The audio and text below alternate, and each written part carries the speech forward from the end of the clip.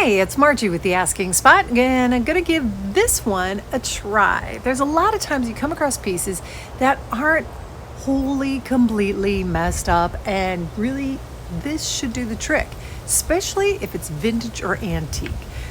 This old dresser has some minor nicks on it. Now, I should be taking off the handles of it, but I'm just going to do a test section just to see if this will work for it. In order to do this, you should clean it off. I'm going to be using some 50/50 vinegar water just to make sure anything that's kind of greasy on this piece will be gone before I go ahead and try and use restor-a-finish. How do we do this? Process for using restor-a-finish from Howard's is you wipe it on and then immediately wipe it off. Now, depending on how deep or how messed up the gouge is in the piece, you might want to do some triple-aught, very fine steel wool.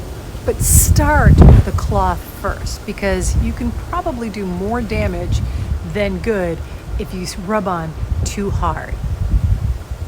Seems simple enough. Basic principle on this one is it's got something that will kind of dissolve the lacquer or the shellac, so you don't want to leave it on a long time. You just want to get it so that the stain can blend in with what's already on the piece. So you're going to wipe it on quickly and wipe it off just as fast. Work in small sections too.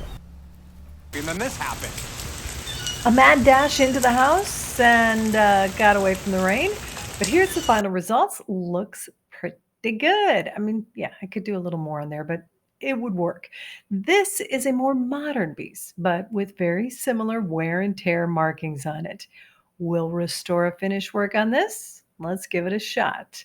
Going to start out the same way as I did with the other one. First, cleaning it using, once again, the vinegar and water. It's really good to degrease a piece like this because, polishes from the past leave a residue on it that can mess with anything else you try to put on it. So always clean first. And another thing. This comes in 8 different colors. Now, my store only carried 4 colors, but make sure you check that before you buy. So on this one, doing the same thing I did with the last one, I'm going to wipe on and wipe off. Nothing's happening. Nothing's happening. Nothing's happening. It's over. A lot of people in the audience look pissed. Well, that was an uneventful switch. Actually, I wasn't really surprised. Here's the reason why. It's nothing to do with this product. This product works great. I'll tell you more about it in a sec. But this has a poly top, aka polyplastic. It's either a polyurethane or polyacrylic. That does not work with this. This works with a shellac or lacquer topping, so more likely to be found on your vintage or antique pieces. However, lacquer is still used and it is coming back in popularity, so it may be useful to you. But if you're using one of these, it's just kind of a waste. Now, how do you know if the piece you're working on is a poly top or a lacquer or shellac top? Good question. Try a little alcohol. Cheers. Yeah, even the type you do in a cocktail.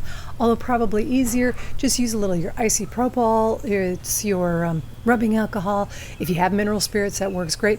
Just the tiniest little bit of a cotton swab or cotton Q-tip kind of thing, you'd wipe it on an inconspicuous spot. If it comes off, bingo, you've got shellac or you've got a lacquer topping, and yes, this will work. If it doesn't come off, you got to go with the old-fashioned sanded down, all the way down, re-stained, re-top with polyacrylic or polyurethane. Now, to be fair to polyacrylic and polyurethane, while they aren't as easy to fix with something like this, the reason they are considered so much better than the other two is, well, you could put an alcoholic drink on them and you're not going to dissolve the finish. Cheers. There you go. Hope that gives you the info you need, and thank you so much for watching The Asking Spot. Would really appreciate a thumbs up, and subscription would be super nice. It helps out the channel. Thanks again. I'm Margie with The Asking Spot. Got bloopers next.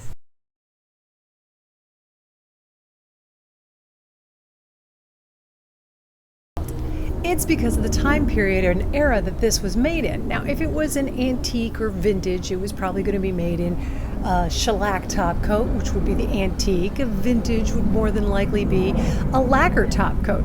Now, they still use lacquer in a lot of toppings. I've got this place cleaned off. Now I've made sure this piece has been cleaned. I used a bit of rubbing alcohol. Well, no. That's how you know if it's going to take.